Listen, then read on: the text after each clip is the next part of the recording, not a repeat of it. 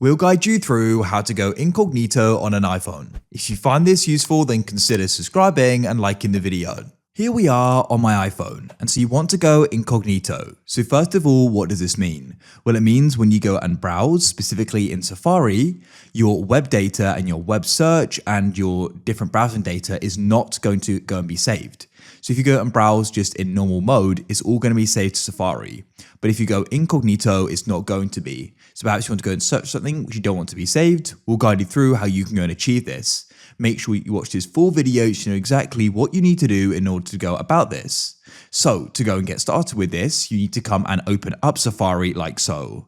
Also, we'll guide you through how you can go and fix this if you run into problems with doing it as well. So keep watching. So what you then want to do is head to the bottom right and you can go and find the three dots and go and tap there. Now, incognito is known as private browsing on an iPhone. So when you click there, you should see the option for new private tab and you can go and tap there the hand.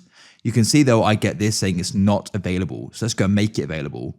So come out of Safari, and this is due to restrictions on your iPhone, by the way. So come into your settings, scroll down, find the option for screen time. Scroll down in here and find content and privacy restrictions. What you can do is completely turn these off, or you can find the specific setting, which is in App Store, Media, Web, and Games. Go down to Web Content and tap there. What you need to do is go and set this to unrestricted. So tap there. You need to go and enter in the screen time passcode. If you went and set it up, go and enter it. Now, if you've forgotten it or if you didn't set it up, well, if you didn't set it up, get the person who did to go and turn it off by entering the code there. If you did and you can't remember it, scroll down, you can press change screen time passcode, press change, and you can press forgot, and you can then go and reset it. Change it to a pin you know, and then you can go and change the setting.